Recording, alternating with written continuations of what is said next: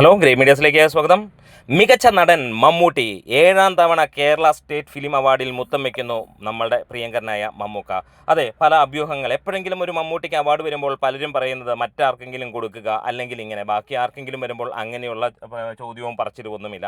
അതെല്ലാം അർഹമാണ്. പക്ഷേ ഇക്കുറി ഒരു കാര്യം നമുക്ക് ഉറപ്പായിരുന്നു.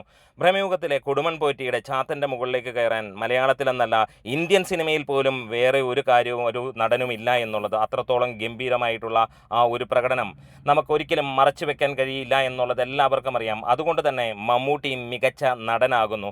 4ഓളം സിനിമകളിൽ അതിഗംഭീര പെർഫോമൻസ് നടത്തിയ ആസിഫ് അലിയുമായിട്ടായിരുന്നു മമ്മൂട്ടിയുടെ മത്സരമെങ്കിൽ അത് നമുക്ക് തീർച്ചയായും അറിയാം. അതായത് ഒരു കാലഘട്ടത്തിൽ മമ്മൂട്ടിയും മോഹൻലാലും ഒക്കെ ചെയ്തു വെച്ചതിൻ്റെ ആ റേഞ്ചിൽ ഇന്നത്തെ യുവനിര എത്തുന്നില്ല. പക്ഷേ അവർ മോശമെന്നോ അല്ല അങ്ങനെയുള്ള കാര്യമോ അല്ല പറഞ്ഞു വരുന്നത്. അവരെല്ലാം മികച്ച രീതിയിൽ തന്നെ എത്തുമ്പോഴും കൊടുമൺ പോറ്റിയൊക്കെ അഭിനയിപ്പിച്ച് ഫലിപ്പിച്ചിരിക്കുന്നത് മലയാളത്തിൽ വേറെ ഒരു നടനെങ്കിലും ചെയ്ത് കാണിക്കുകയാണെങ്കിൽ ഈ പറഞ്ഞ സംസ്ഥാന നാഷണൽ അവാർഡൊക്കെ മമ്മൂട്ടിക്ക് കൊടുത്തത് വെറുതെ എന്ന് നമുക്ക് പറയാൻ കഴിയും. കാരണം ഇന്ന് മമ്മൂട്ടിക്ക് ഒരുപക്ഷെ നാളെ ആരെങ്കിലും വരണം എന്നുള്ളത് തന്നെ പറയുന്നത്. പക്ഷേ ഇന്ന് ജീവിച്ചിരിക്കുന്ന ഒരു മലയാളി നടനും അതിന് കഴിയില്ല എന്നുള്ളത് നമുക്കറിയാം. എത്ര വലിയ നടന്മാർ കൂടെ ഉണ്ടെങ്കിലും അവർക്കൊന്നും കഴിയില്ല എന്നുള്ളത് പറയാം. അങ്ങനെ 7ാം തവണയും കേരള സ്റ്റേറ്റ് അവാർഡിൽ മുത്തം വെക്കുന്നു മമ്മൂക്ക. അങ്ങനെ ആ ഒരു അവാർഡ് പ്രഖ്യാപനത്തിൽ 39ാമത്തെ ഐറ്റമായി വന്നത് മമ്മൂക്കയുടെ സംസ്ഥാന അവാർഡ് തന്നെ. അതെ, കൊടൂരമായിട്ടുള്ള കൊടുമൺ പോറ്റിയുടെ പ്രകടനത്തിന്. അപ്പോൾ കൺഗ്രാജുലേഷൻസ് മമ്മൂക്ക.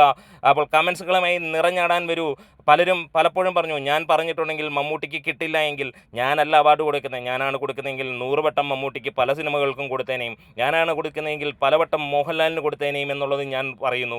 ഇവർക്ക് രണ്ടുപേർക്കും അല്ലാതെ വേറെ ആർക്കും കൊടുക്കാൻ അവരില്ലാത്ത സമയത്തെ വേറെ ആർക്കെങ്കിലും കൊടുക്കാൻ തോന്നുകയുള്ളൂ. അപ്പോൾ അങ്ങനെ അന്ധവിശ്വാസം വെച്ച് നടത്തുന്ന എൻ്റെ കൂട്ടുകാരെ ചിലരൊക്കെയുണ്ട് നമ്മൾക്ക് കമൻസിലൂടെ വരുന്നത്. ഞാൻ പറഞ്ഞാലും പറഞ്ഞില്ലെങ്കിലും മമ്മൂട്ടിക്ക് അർഹനാണെങ്കിൽ അദ്ദേഹത്തിന് കിട്ടും. അത് തന്നെ ഇവിടെ കാലം തെളിയിക്കുകയും ചെയ്യുന്നു. കൊടുമൺ പോറ്റിയുടെ മുകളിൽ നിൽക്കാൻ ഒരുത്തനും ഒരു നടനുമില്ല എന്നുള്ളത് പ്രഖ്യാപിച്ചുകൊണ്ട് അതാ ഈ 55ാമത് സംസ്ഥാന അവാർഡ് മമ്മൂക്ക നേടി.